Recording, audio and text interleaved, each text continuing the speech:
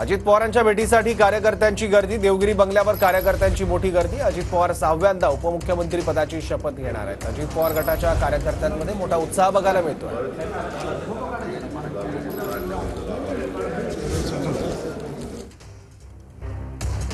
अजित पवार गटाचे आमदार अजित पवारांच्या भेटीला दत्ता बर्णे, अनिल पाटील, आशुतोष काळे अजितदारांच्या भेटीला पोहोचले आहेत। प्रकाश सोळंकेही अजित पवारांच्या भेटीला गेले आहेत।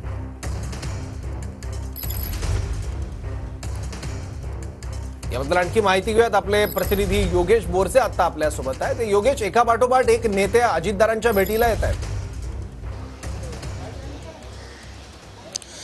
सौरभ, निश्चितच आज संध्याकाळी 5:30 वाजता राज्य सरकारचा शपथविधी पार पडणार आहे आणि याच शपथविधी निमित्त राज्यभरातून वेगवेगळ्या पक्षातले कार्यकर्ते हे मुंबईत दाखल होत आहेत।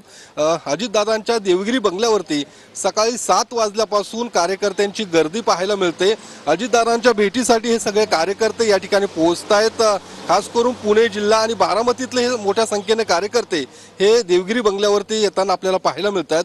त्यासोबतच माजी मंत्री दत्तात्रय भरणे, प्रकाश सोळंके, आशुतोष काळे, त्यासोबतच काही वेळापूर्वीच दिलीप वळसे पाटील सुद्धा या ठिकाणी दाखल झालेले आहेत आणि आज अजित पवार हे 6व्यांदा उपमुख्यमंत्री पदाची शपथ घेणार आहेत। त्यासोबतच अर्थमंत्री अर्थ खातं सुद्धा अजित पवारांकडेच येण्याची शक्यता आहे आणि त्यामुळे कार्यकर्त्यांच्या शुभेच्छा स्वीकारण्यासाठी सकाळपासून अजितदादा या देवगिरी बंगल्यावरती उपस्थित आहे।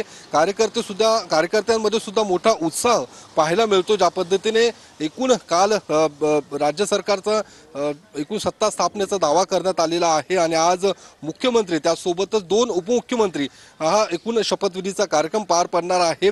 इतर अजून कोण मंत्री या ठिकाणी शपथ घेतील का हे बघणं महत्त्वाचं असणार आहे। मात्र या सगळ्या संदर्भात आज अजित पवार सुद्धा काही महत्त्वाच्या नेत्यांसोबत चर्चा देखील करणार आहेत। मात्र जी काही माहिती आपल्याला मिळते त्यानुसार साधारणतः मुख्यमंत्री आणि 2 उपमुख्यमंत्री आज शपथ घेतील।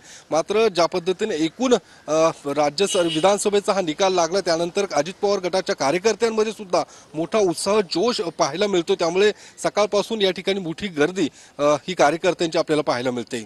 सौरभ, योगेश, धन्यवाद या माहितीबद्दल। अजित पवार यांच्या देवगिरी बंगल्यावरून आपले प्रतिनिधी योगेश बोरसे आता आपल्याला माहिती देत होते। लगबग बघायला मिळते देवगिरी बंगल्यावर सुद्धा एका पाठोपाठ एक नेते राष्ट्रवादीचे अजित पवार यांच्या भेटीला येत आहेत। दिलीप वळसे पाटील हे सुद्धा नुकतेच अजितदारांची भेट घेण्यासाठी पोहोचले आहेत। यामध्ये दत्ता बर्णे, अनिल पाटील, आशुतोष काळे, प्रकाश सोळंके या नेत्यांचाही समावेश आहे।